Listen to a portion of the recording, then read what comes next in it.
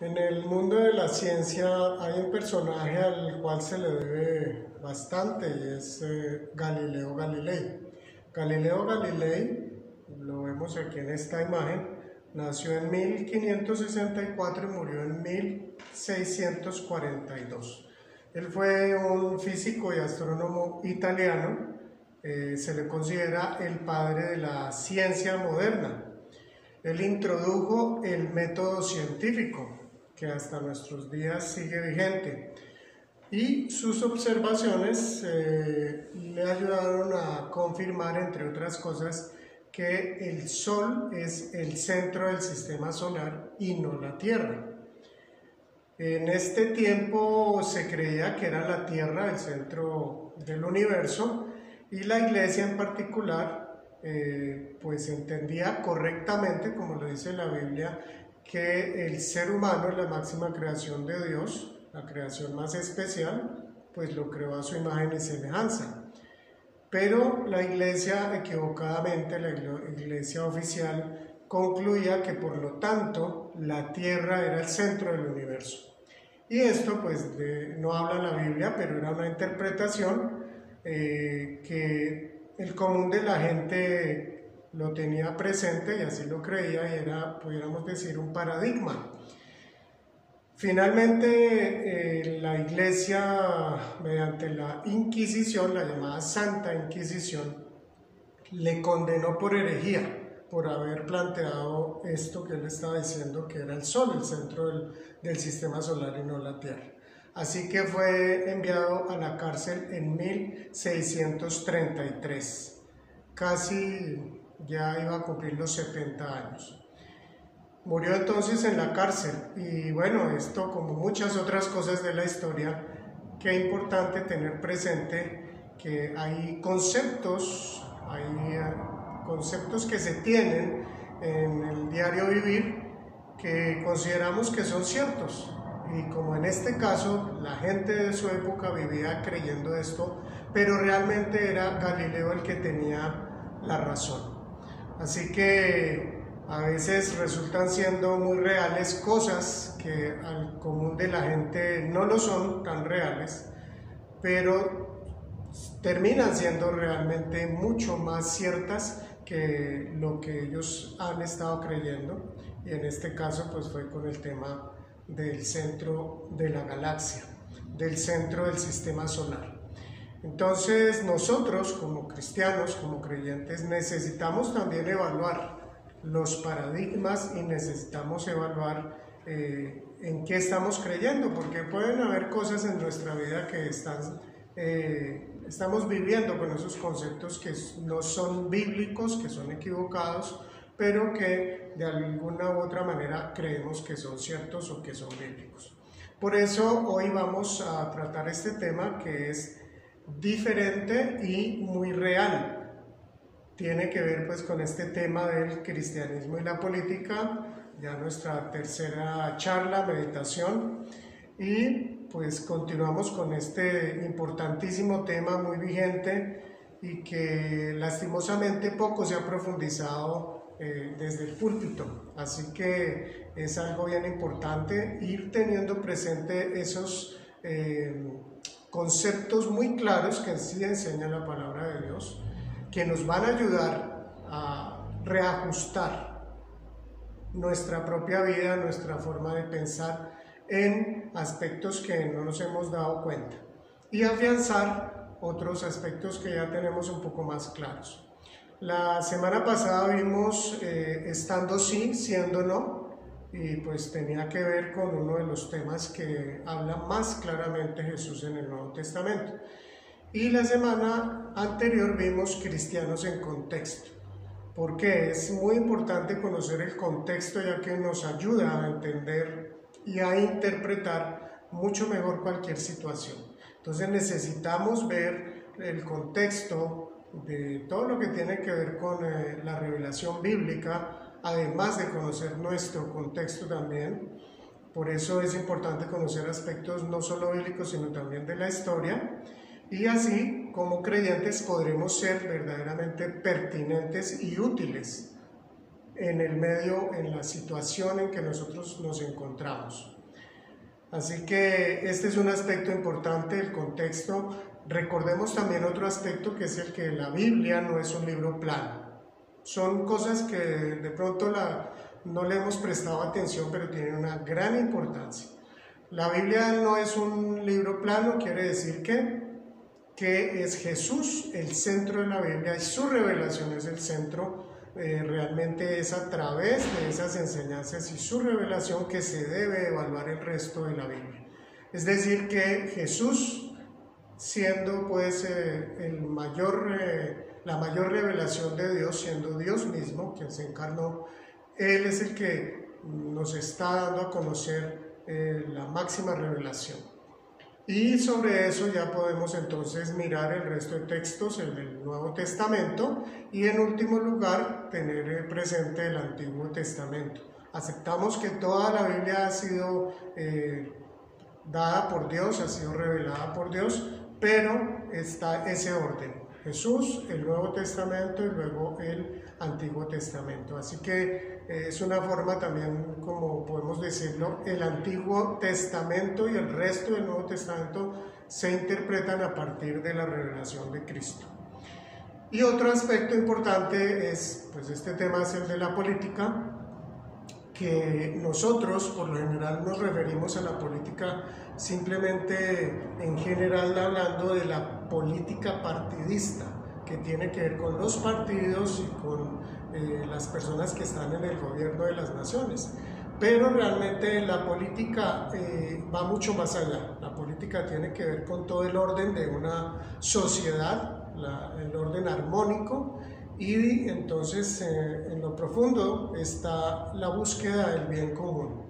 Todos los seres humanos entonces que formamos parte de un grupo social estamos haciendo política de una manera. Si realmente nosotros estamos en esa búsqueda del bien común, estamos viviendo y ejerciendo la política, ya en un término, en una forma mucho más amplia y general. Podemos decir, un odontólogo ejerce la política cuando está desarrollando bien su profesión, haciendo bien su trabajo, igual que un zapatero, igual que el panadero, igual que incluso un político que realmente está queriendo hacer bien su trabajo, es decir, buscando el bien común, no simplemente el poder, sino el bien de toda la sociedad.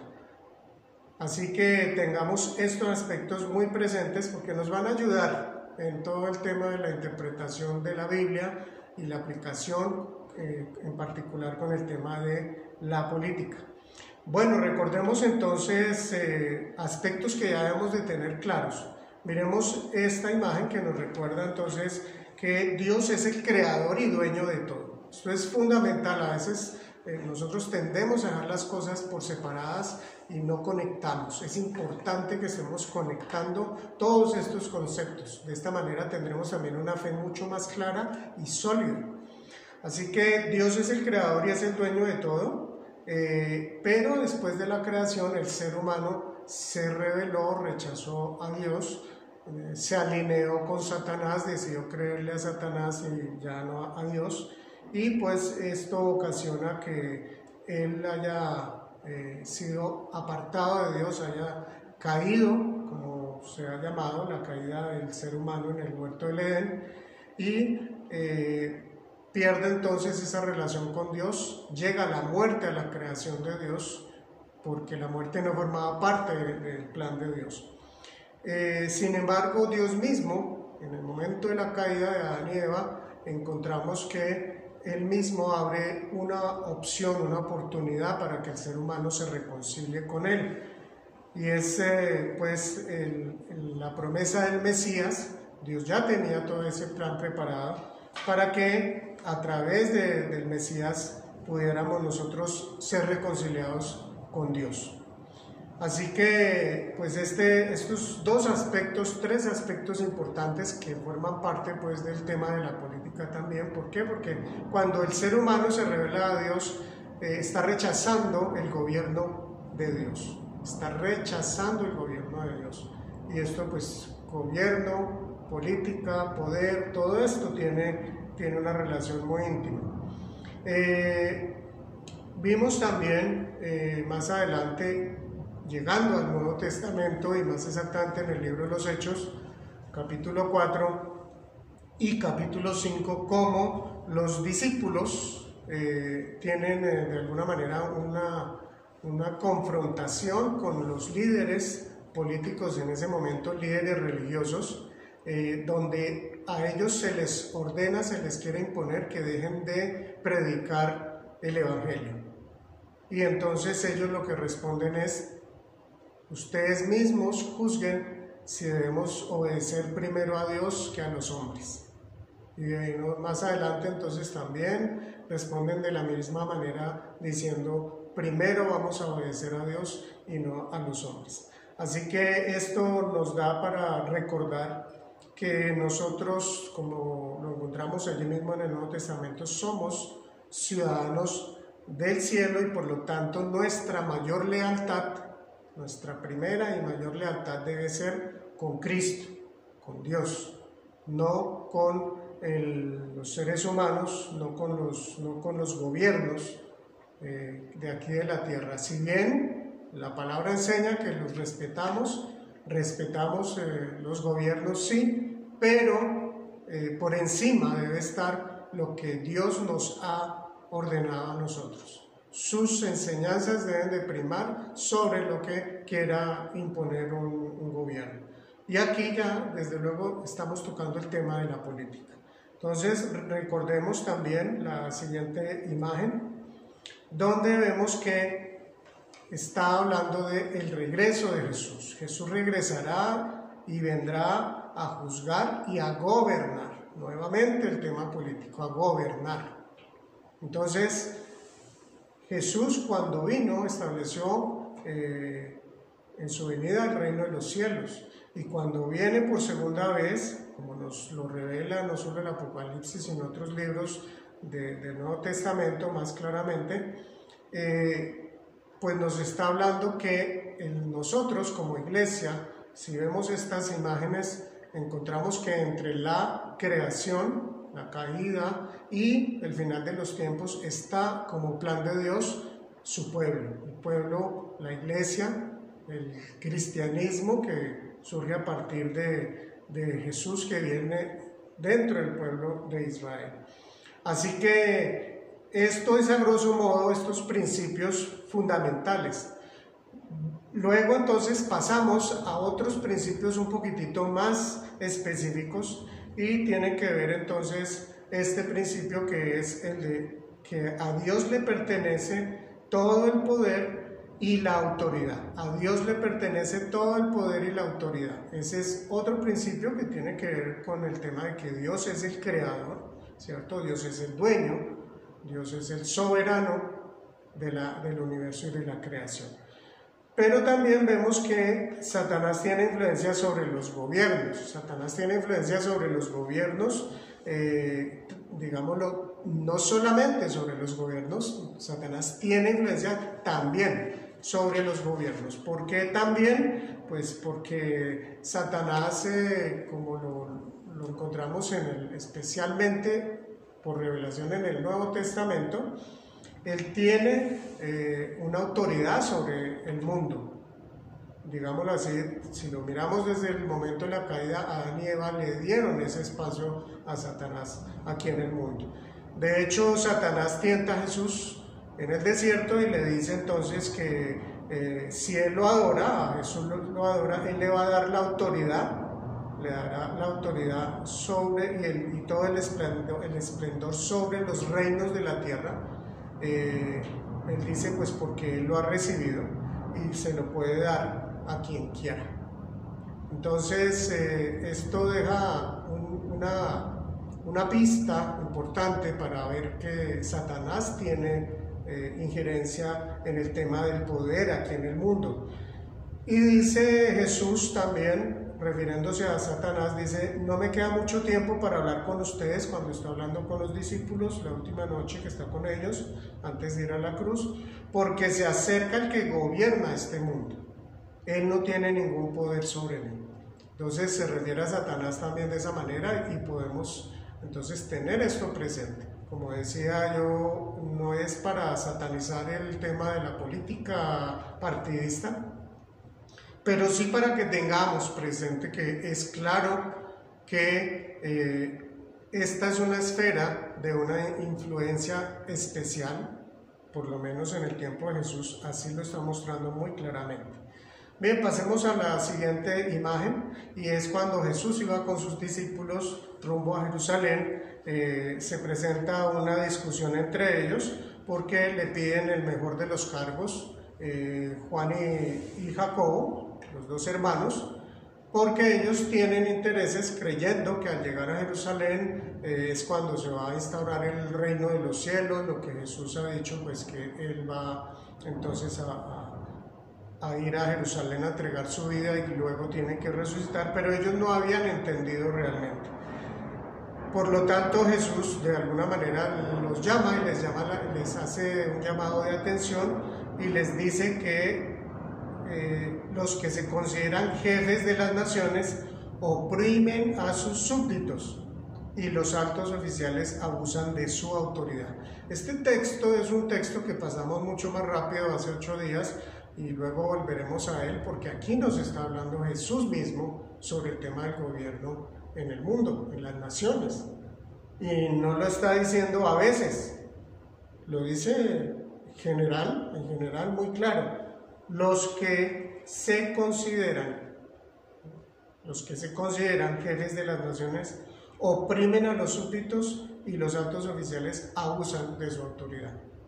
Esto es algo muy cierto hasta nuestros días. ¿Qué más les dice Jesús? Les dice: entre ustedes no debe ser así, al contrario, el que quiera hacerse grande entre ustedes deberá ser su servidor. Y más adelante les dice que deberá ser esclavo de todos. Entonces les cambia, les aclara y les ajusta, digámoslo así, esa forma de entender que ellos tenían en su momento y que muy posiblemente muchos de nosotros aún creemos que así debe ser. Y por último, entonces, esta última imagen que es en esa noche que Jesús estuvo con ellos, Él les dijo: ustedes no son de este mundo, sino que yo los he escogido de entre el mundo. Y más adelante les dice, cuando Jesús está orando al Padre, les dice, refiriéndose a los creyentes: ellos no son del mundo, como tampoco lo soy yo. Y allí lo dice en unas cuatro ocasiones, repite esto. Entonces, otro principio que debe estar muy claro entre nosotros, o otros principios, es, por una parte, que el gobierno que Jesús plantea es diferente al gobierno de las naciones, en el cual nosotros en el reino de los cielos no podemos estar viviendo de la misma manera. Lo que Él enseña es que, como Jesús mismo es modelo, Él no vino a ser servido, sino a servir. Este es un detalle que debemos de tener muy claro. Nuestra tarea es servir y no esperar ser servidos como creyentes, como cristianos. Eso nos debe identificar. No podemos vivir de la misma manera como si no fuéramos creyentes. De otra forma, en el último aspecto que tratamos, es que el creyente está en el mundo, pero no pertenece a él, que fue lo que Jesús les dijo a los discípulos, y también se refirió de esa manera a los creyentes que más adelante iban a creer a través de ellos. Entonces, aquí estos todos son temas genéricos que debemos de tener todos muy claros. Vamos a seguir mirando entonces otros aspectos, y como estamos hablando de la Biblia misma, también vamos entonces rápidamente a mirar el siguiente aspecto que tiene que ver con el Antiguo Testamento. El Antiguo Testamento incluye varios temas políticos. Si por lo general miramos la Biblia, le enfocamos siempre como algo muy espiritual, como algo muy... No, realmente se desarrolla en un espacio y en un tiempo concretos, y tiene que ver con la historia. El Antiguo Testamento, entonces, por ejemplo, aquí estamos mirando estos 7 aspectos muy rápidamente. El llamado de Dios a Abraham. Ese llamado de Dios a Abraham, pues es cuando Dios le da la promesa a Abraham que a través de él, ¿qué va a formar? Una nación. Va a formar una nación que va a ser de bendición para todas las naciones. Entonces ahí también está incluida la política, porque formar una nación tiene que ver con leyes, con normas. Todo este tema entonces político está allí en esta parte del llamado de Dios a Abraham en Génesis 12, capítulo 12. Otro aspecto, aquí estamos viendo solamente algunos aspectos un poco más significativos, pero pudiéramos ver muchísimos más. Este segundo aspecto es la liberación de Israel de la esclavitud de Egipto. Recordemos qué sucedió para que pudiera darse esa liberación. Moisés tiene un enfrentamiento, básicamente es lo que sucede con el faraón. Así que es a través de ese enfrentamiento que Faraón es el líder político del imperio egipcio y Moisés es el líder que representa a los esclavos israelitas. Ahí también entonces hay aspectos de poder y de política. Es entonces cuando Dios usa mediante el envío de las 10 plagas es que finalmente el pueblo de Israel puede salir. Entonces, otro aspecto, la ley que Dios le da a los 10 mandamientos que Dios le da a Moisés allí en el monte Sinaí, pues los 10 mandamientos tienen una importancia muy, muy grande en el mundo occidental, especialmente. ¿Por qué? Porque esos 10 mandamientos que hablan de no matar, de no robar, de no decir falso testimonio o no difamar, de no codiciar los bienes ajenos, todos esos mandamientos son el fundamento en las legislaciones de prácticamente todos los países occidentales. Así que esta parte de la ley, de la legislación, que es fundamental para la formación del pueblo de Israel, pues Dios se la da al pueblo de Israel y ha influido de una u otra manera también hasta nuestros días. Así que este sería otro tema pues bien interesante a tratar en profundidad, pero pues desde luego nosotros como cristianos queremos enfocarnos rápidamente más hacia Jesucristo, pero es importante tener esto también presente. Así que otro aspecto es cuando ya se forma la nación de Israel, al llegar allá a la tierra prometida comienza a formarse. ¿Cómo comienza a formarse? En ese periodo llamado el periodo de los jueces, donde hubo 14 jueces y el último fue Samuel. Vamos a volver ahora más adelantito sobre este aspecto.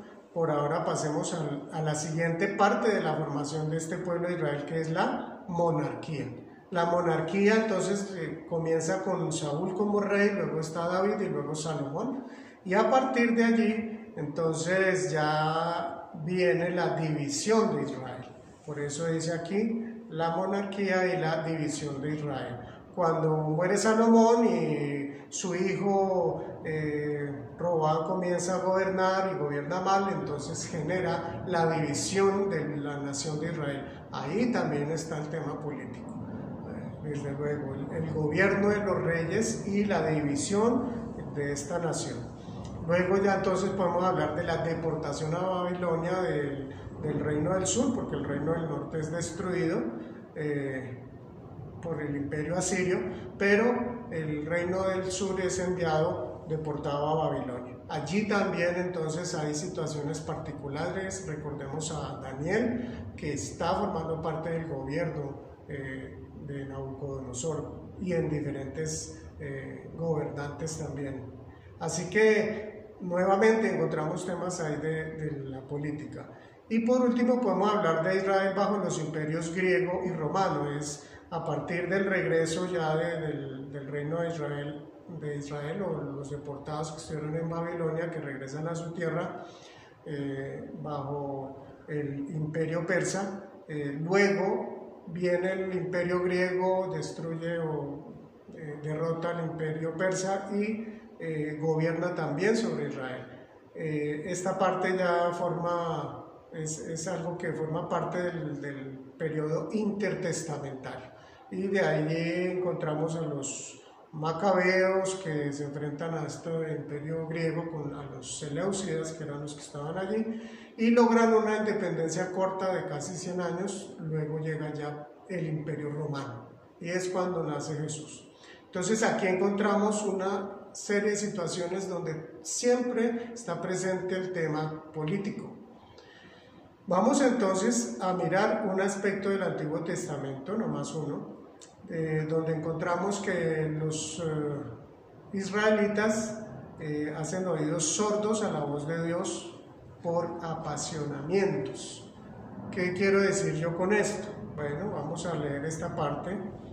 En 1 Samuel 8 al 9, pues para entender esto que está aquí, este texto, es importante tener presente que el pueblo de Israel, aquí está terminando el periodo de los jueces, el último de los jueces es Samuel, y el pueblo de Israel va y le dice a Samuel: tú has envejecido ya y tus hijos no siguen tu ejemplo, mejor danos un rey que nos gobierne como lo tienen todas las naciones. Entonces le piden a Samuel que les nombre un rey, que ya no quieren más jueces. Y entonces, ¿qué pasa? Samuel se disgusta, él siente pues que lo están rechazando a él, y él ora y le dice a Dios, se queja con Dios, y Dios lo que le responde es esto que encontramos aquí, este texto. Dice: te están tratando del mismo modo que me han tratado a mí. O sea, Dios le está diciendo: no te molestes, porque realmente te están tratando como a mí ya me han tratado. Me han abandonado para servir a otros dioses. Así que hazles caso, pero adviérteles claramente de cómo el rey va a gobernarlos. Aquí entonces el pueblo de Israel le está pidiendo esto a Samuel. Dios le responde a Samuel y le explica que no se moleste, porque realmente están rechazando a Dios, no tanto a Samuel sino a él. Pero le dice que debe advertirles de cómo van a ser gobernados. Y es así entonces que Dios le dice a Samuel qué es lo que le debe decir al pueblo. Miremos esta imagen.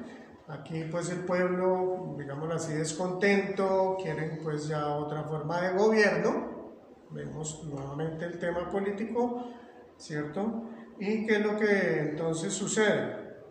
Miremos qué le dice Dios a Samuel que debe decirles. Entonces tenemos estos textos desde el 18 al 20, donde dice: clamarán por causa del rey que hayan escogido, pero el Señor no les responderá.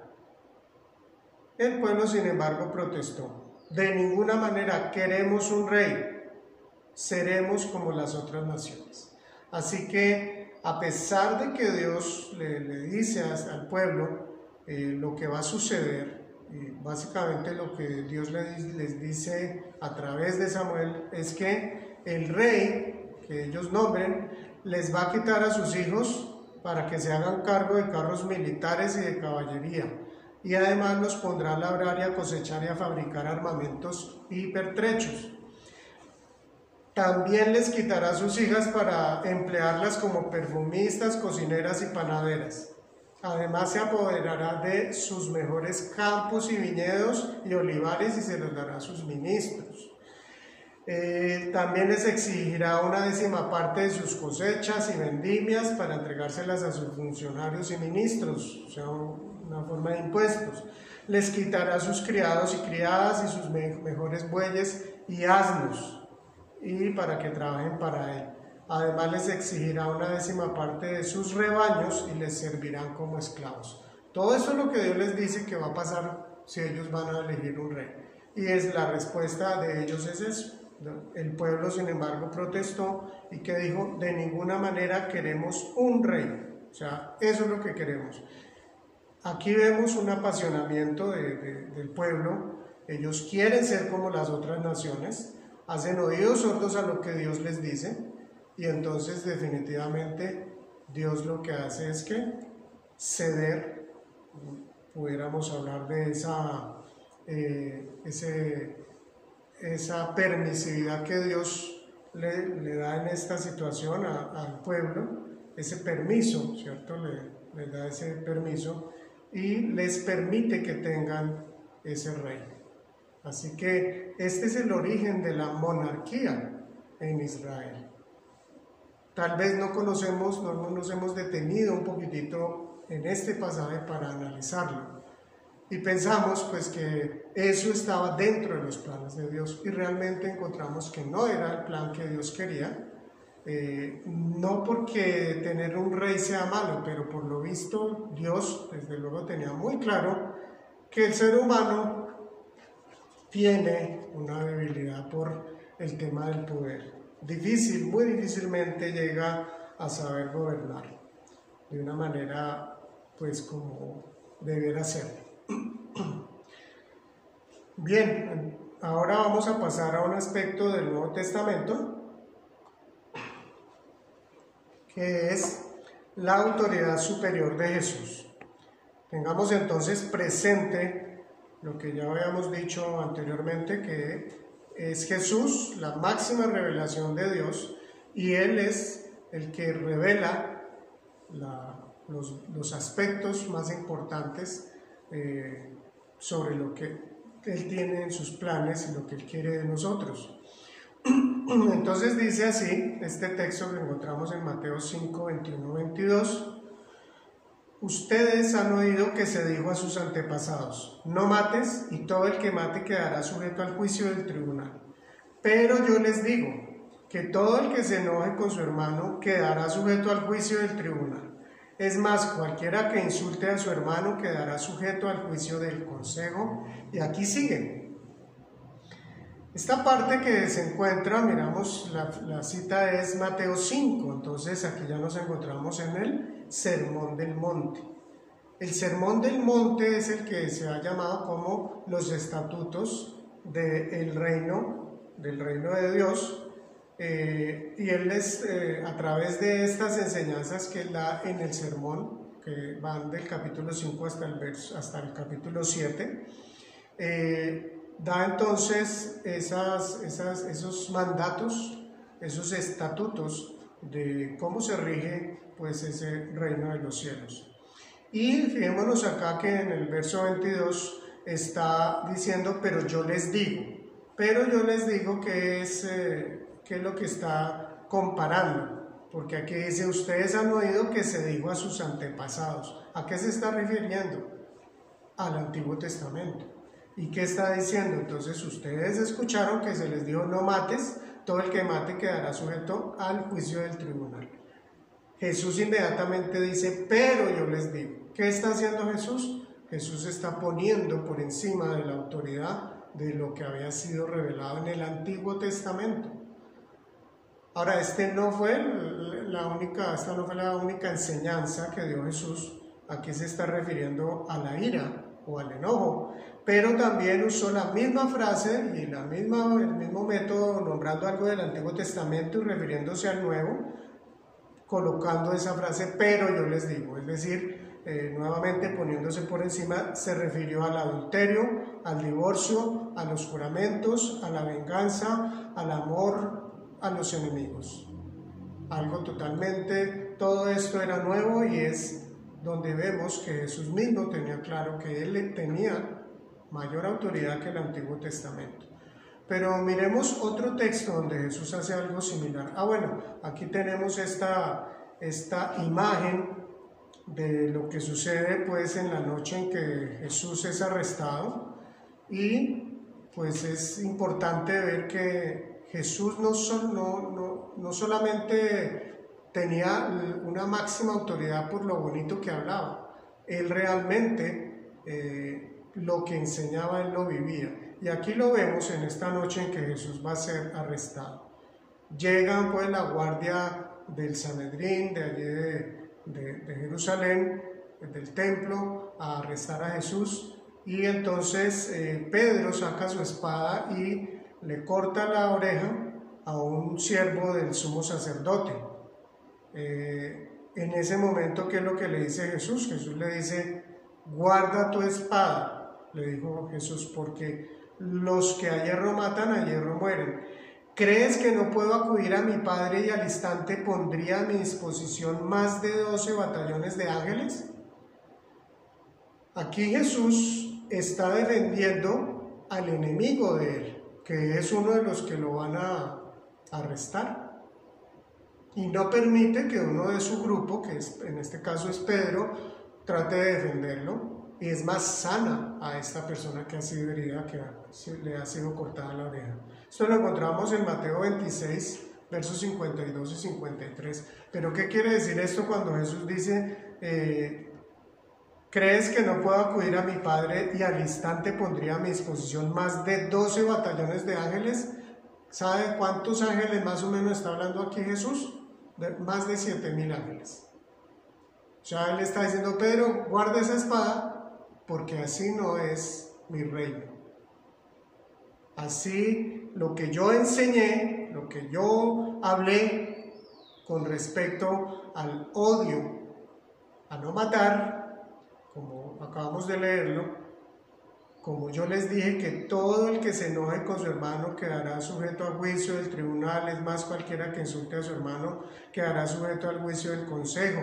Recordemos que también Jesús dice que debemos de amar al enemigo. Es decir, Jesús pone en práctica en el momento crucial donde él podía haber salvado su vida y haber evitado ir a la cruz. Entonces, Jesús tiene una autoridad absoluta y total, como lo vemos en estos pasajes y desde luego en el resto de los evangelios. Así que este tema de la autoridad de Jesús no es algo que simplemente a alguien se le ocurrió decir. Mirando el libro de Hebreos también encontramos cómo Jesús es la máxima revelación de Dios, pero además Jesús inicia ese nuevo testamento, ese nuevo pacto, y el antiguo pacto queda entonces ya relegado, quedando como vigente el nuevo pacto. Vamos entonces ahora a esta parte de estos dos textos donde Jesús habla también sobre su autoridad. Dice así en Mateo 12, versículo 42 y 41, dice así: aquí tienen ustedes a uno más grande que Jonás. Y el otro texto dice, aquí tienen ustedes a uno más grande que Salomón. ¿Qué es lo que está diciendo aquí Jesús? En Capernaum, los fariseos y los maestros de la ley le pidieron a Jesús una señal, un milagro. Y Jesús les contesta realmente molesto y les está haciendo caer en cuenta que ya han visto muchas cosas, pero ellos no quieren creer. ¿Qué es lo que les dice, por ejemplo, al referirse a Jonás? Dice, los habitantes de Nínive se levantarán en el juicio contra esta generación y la condenarán, porque ellos, los de Nínive, se arrepintieron al escuchar la predicación de Jonás. Y he aquí tienen ustedes a uno más grande que Jonás. Es decir, la predicación de Jesús ha sido de mucha mayor importancia y claridad que la que dio Jonás en su tiempo, un profeta del Antiguo Testamento.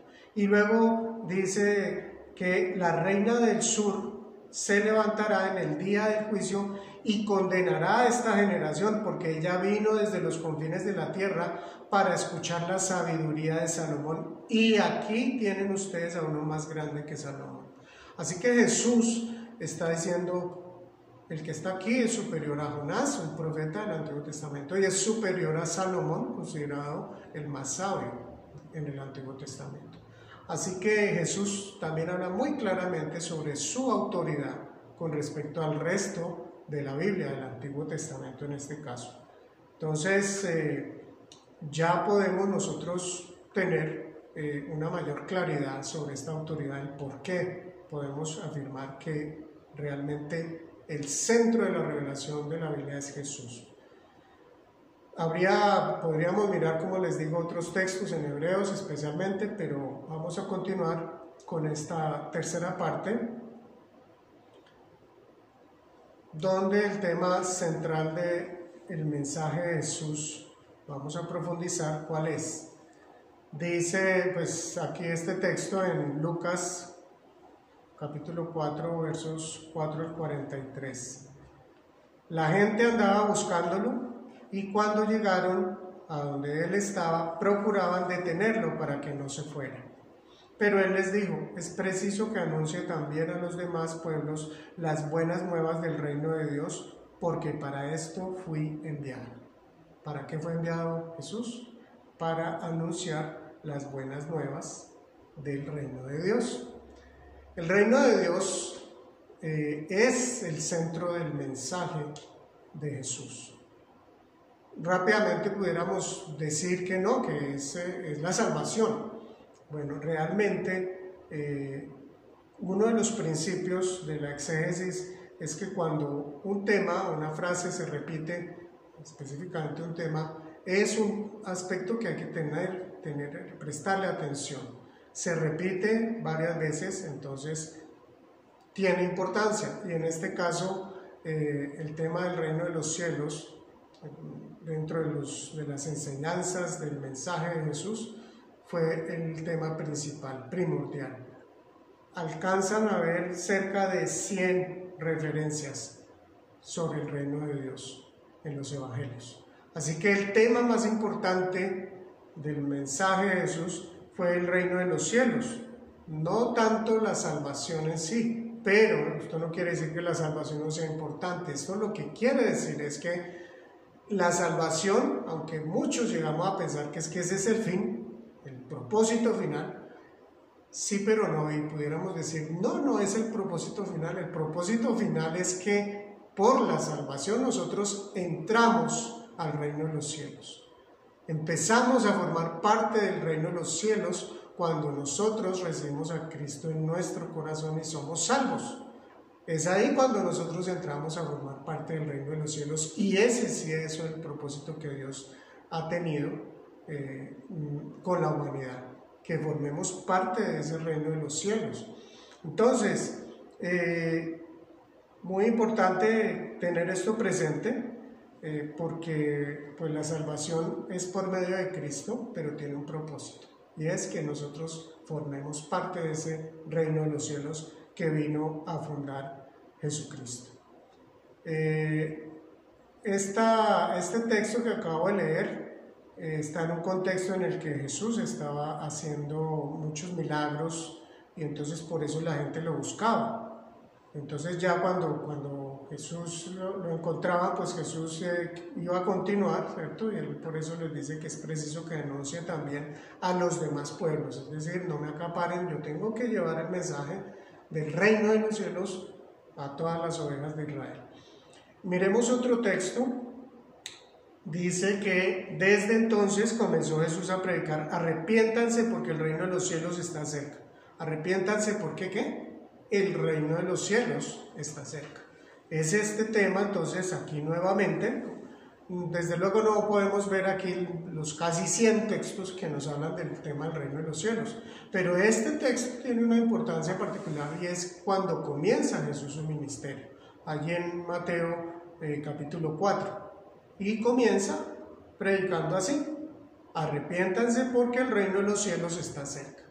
Y miremos este último texto donde está en Lucas 9:11.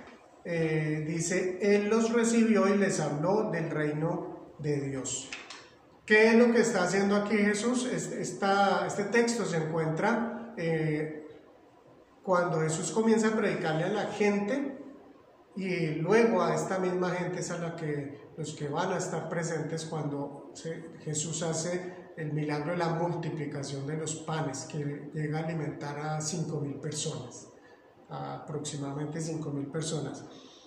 Este tema entonces nuevamente aparece, dice: los recibió y les habló ¿de qué? Del reino de los cielos. Ese fue el tema central de su mensaje, de su predicación, fue el reino de los cielos. Miremos la siguiente imagen que nos muestra pues a Jesús. Recordemos, Jesús es el creador del mundo, Él es el dueño del universo, Él es el que tiene todo el poder. Él no es el que tiene así como artico poder, no, él es el dueño de todo el poder, que lo ha delegado es otra cosa, ¿no? Recordemos entonces que Jesús es el rey del reino de los cielos, y recordemos este tema central que es el reino de los cielos. Reino en griego es una palabra que es basileia, y también se puede interpretar como imperio, pero el imperio o el reino tiene 4 aspectos así muy sencillos a tener en cuenta,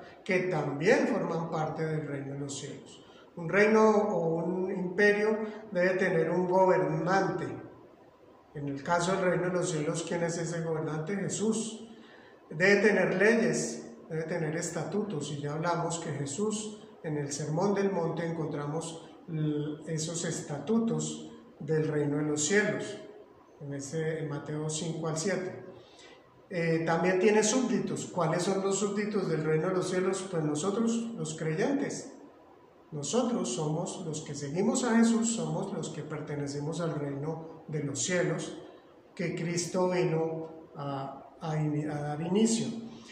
Hay un solo aspecto que no es, que hasta el momento no podemos decir que no es muy evidente, y es que todo reino tiene un territorio específico y claro, pero en el caso del reino de los cielos todavía no es así.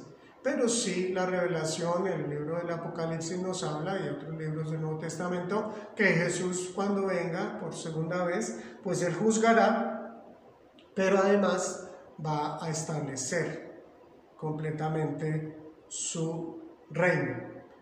Es decir, por esto, recordemos este texto en Lucas 17, 20, 21, donde los fariseos le preguntan a Jesús cuándo iba a venir el reino de Dios, y Él les respondió: la venida del reino de Dios no se puede someter a cálculos. ¿Recuerdan que Jesús dijo que el día y la hora nadie la sabría? ¿Cierto? Dice Jesús: no van a decir, mírenlo acá, mírenlo allá. Dense cuenta de que el reino de Dios está entre ustedes. Así que Jesús está hablando de lo que teólogos han dicho es el ya, pero el todavía no. Es decir, el reino de Dios ya inició desde la venida de Jesús. Y comenzó pues con estos primeros discípulos, apóstoles, y sigue expandiéndose hasta hoy, hasta nuestros días. El reino de los cielos entonces geográficamente no ocupa un espacio, pudiéramos decir, pues básicamente es todo el mundo, está disperso por todo el mundo donde están los creyentes. Pero será una realidad total cuando Jesús venga por segunda vez. Bien, entonces miremos esta imagen con la que comenzamos, con Galileo. Galileo descubrió una verdad que en su tiempo no fue aceptada, una verdad que para muchos no era posible y que era para ellos más real lo que ellos creían que lo que estaba diciendo Galileo. Pero después, con el paso del tiempo, esa verdad fue comprobada y fue confirmada y fue aceptada. Es decir, que esa realidad era más real, que lo que todos creían en su tiempo cuando él hizo ese descubrimiento. Asimismo pasa con nosotros los cristianos. La realidad de pertenecer al reino de los cielos es mucho más real y mucho más trascendental que cualquier gobierno de esta tierra.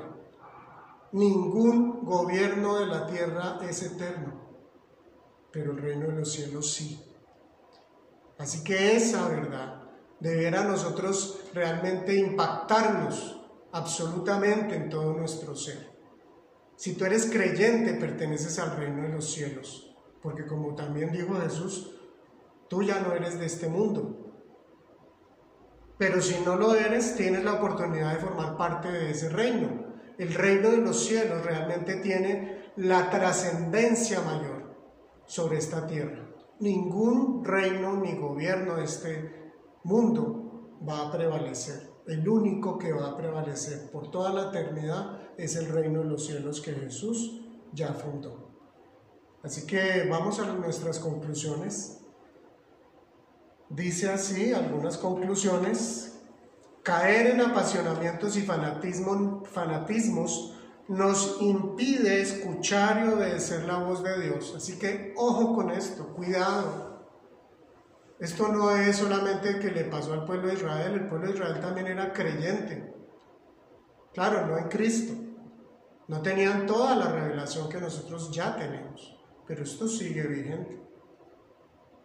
Cuidado si tú eres hijo de Dios, en dejarte llevar por apasionamientos. ¿Por qué? Porque no nos permite escuchar la voz de Dios y mucho menos obedecerla.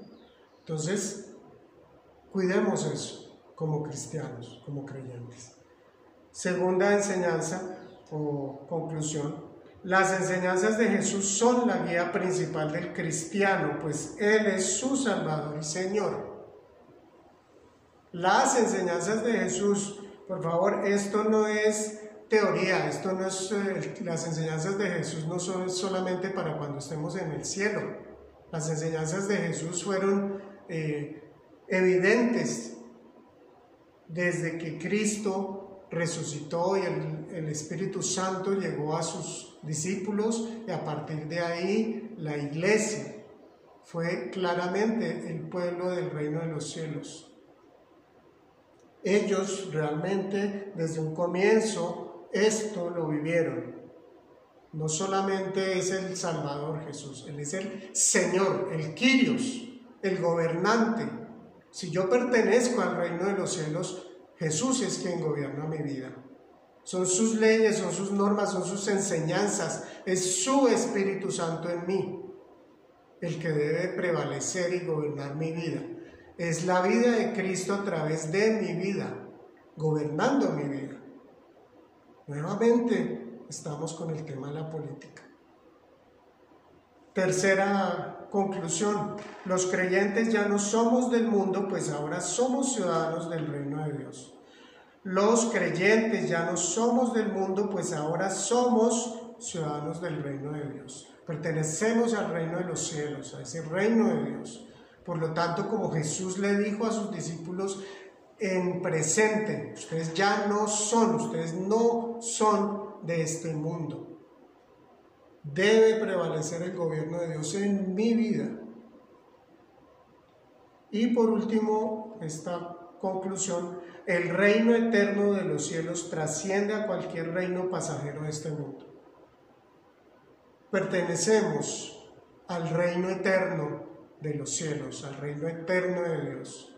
No va a terminar, no va a concluir.